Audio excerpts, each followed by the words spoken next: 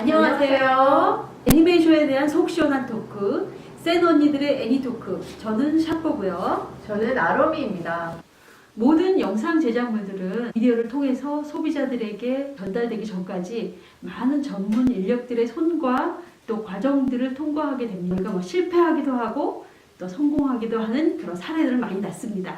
이번 시간에는 기대했으나 펑펑한 애니메이션 작품에 대해서 분석하는 시간을 갖겠는데요. 님, 네. 가장 기억에 남는 그런 폭망한 애니메이션 작품 사례는 어떤 것이 있을까요? 네, 이 얘기부터 하려니까 가슴이 좀 아픈데.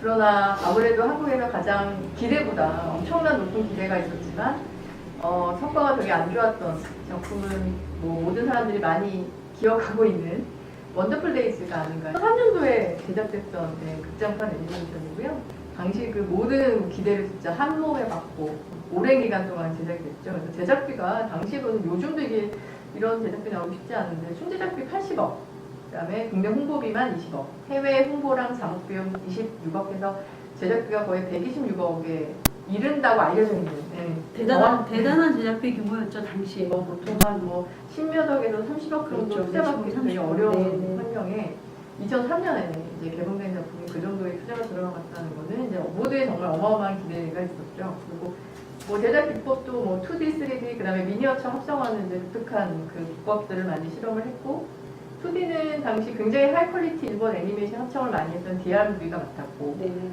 또 미니어처는 그 CF의 제작사였던 양철직, 그다음에 3D랑 그 합성, 그런 3D 부분을 맡았던 제작사는 특수효과 전문 제작사인 인디펜던스. 후에 이제 SK에 이제 인수됐다가 지금은 이제 없어진 걸로 알고 있습니다.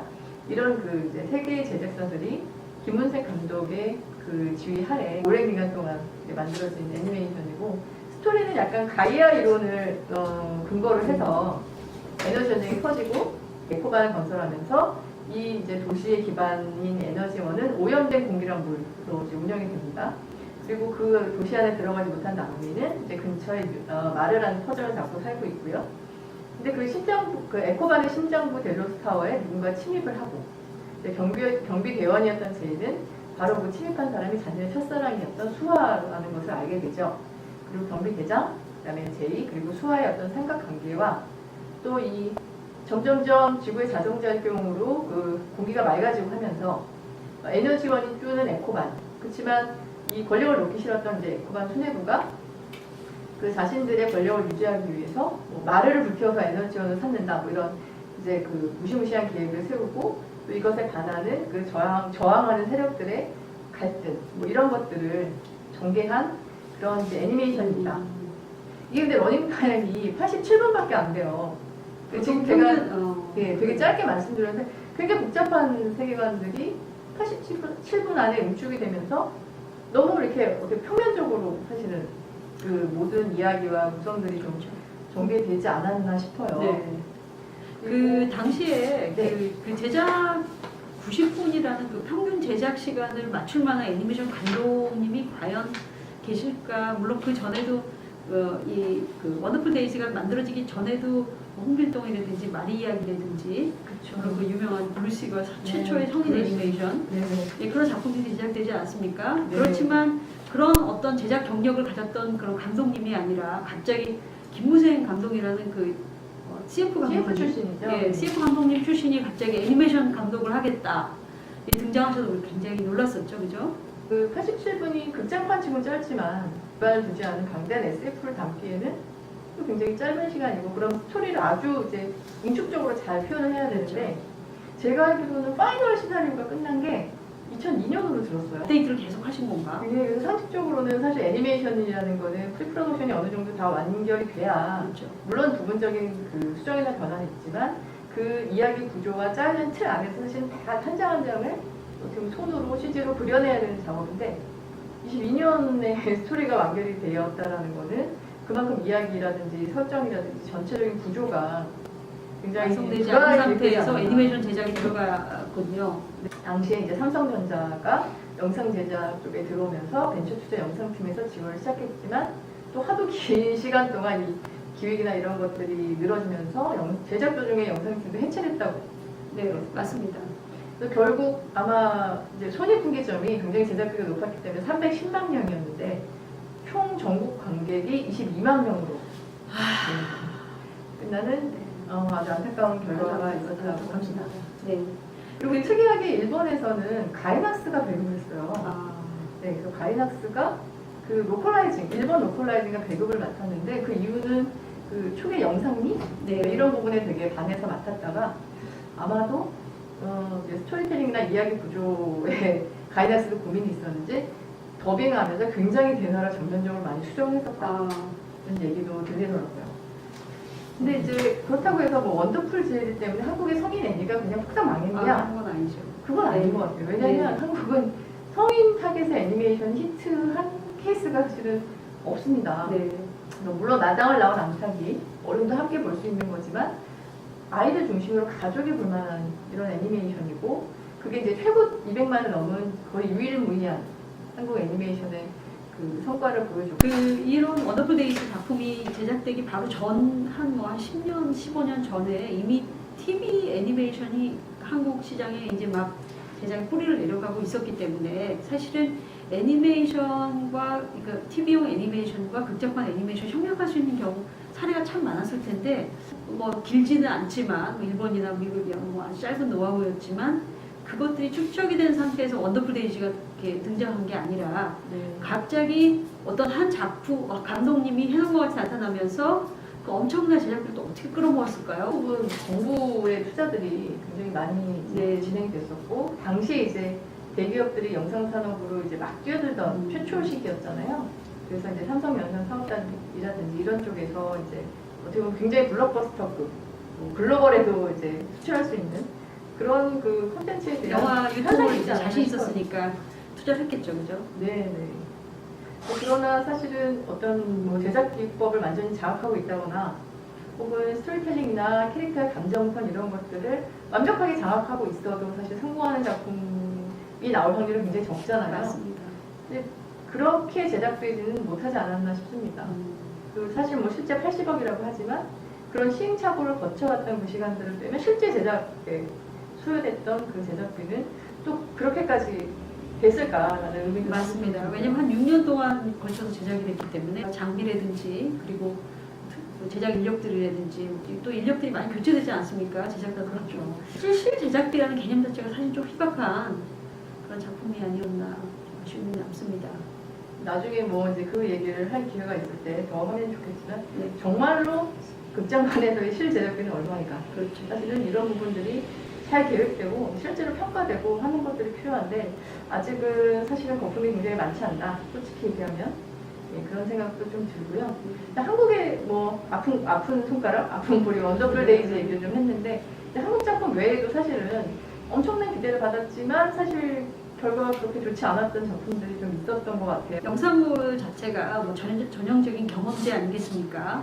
지금 이제 그렇습니다. 관객들이 실질적으로 경험하기 전에는 그 상품의 퀄리티를 알 수 없는 독특한 이런 상품의 형태를 띠고 있기 때문에 그만큼 잘 계산되어지고 잘 짜여진 작품이 노출될 것인가가 사실은 수패를 좌우하지만 또 잘 만든 작품이라 해서 꼭 시장에 성공하는 것이 아닌 그런 또 뭐 사례들이 많이 있죠. 뭐 니켈레온 에어리라든지 워너브러스라든지 드림웍스라든지 디즈니 말할 것도 없고 많은 작품을 출시했지만 사실 모든 작품이 다 성공한 건 아니거든요. 성공 확률이 좀 높아지는 것뿐이지 한국이 아닌 다른 나라에서 실패한 폭망한 그런 사례를 대라. 그럼 대표적인 작품이 그 아이언 자이언트 아니겠습니까? 아이언 자이언트 사실 너무 좋아하는 작품이죠. 굉장히 그냥 감동 있게 봤던 그런 작품이었고 사실 그 작품이 왜 폭망했는지 사실 알 수가 없을 정도로 저는 개인적으로 굉장히 감동 있게 작품인데 그것으로 인해서 워너브러스 애니메이션이 큰 타격을 입었고 그 데이즈만한 충격이었죠. 그 투자비에 기대했던 손익의 뭐 3분의 1도 못 미치는 그런 관객 동원 결과를 낳았으니까요. 그렇지만 또 그것을 기획했던 그런 그 총감독님도 또 엄청난 분 아니겠습니까? 그 란다뚜이라든지 뭐 미션 임파서블, 인크레디블 시리즈를 만드신 브래드 버드 감독의 그 처녀작이었죠. 버드 감독은 사실 뭐 워낙 흥행의 대명사 정도로 유명하신 감독님인데 왜 그 작품은 그렇게 흥행을 하지 못했을까요? 영상은 변수가 많습니다.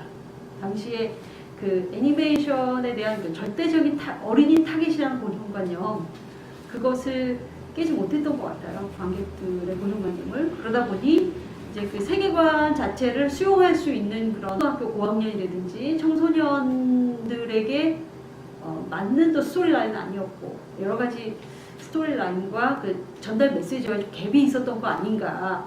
작품 자체의 완성도는 굉장히 높다고 생각하거든요. 사실 굉장히 굉장히 감정선을 감동적이었어요. 잘 건드린 작품이었다고 생각하고, 근데 어떻게 보면 조금 전체적인 비주얼이 그 블록버스터의 그 약간 그 밝고 쨍한 느낌보다는 굉장히 진지하고 좀 어두운 면도 있고, 네. 사실은 약간 흐림적인 요소를 고려했던 디자인이라고 보기는 어려운 것 같아요.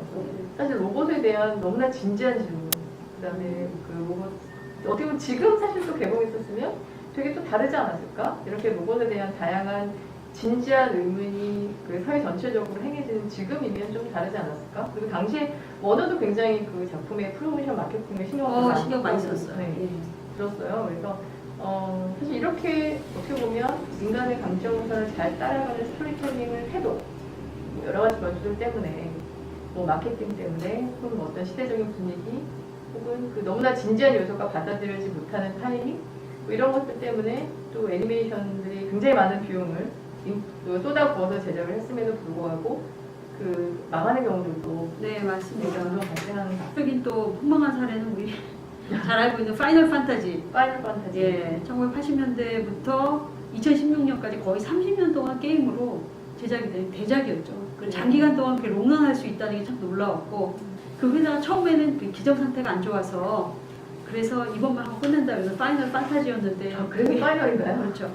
그랬는데 계속 성공하다 보니까 이제 최근에 2016년 그 게임 15편까지 나왔죠. 네. 그럼 애니메이션 시리즈로 나왔고 만화 뭐 게임 말할 것도 없고 다양한 이제 매체로 이게 노출이 됐는데 우리가 알고 있는 그 애니메이션 작품은 3D로 제작이 된 정말 실사와 거의 비슷한 그런 형태의 이제 애니메이션 작품이었는데 우리나라에서도 개봉이 됐었죠.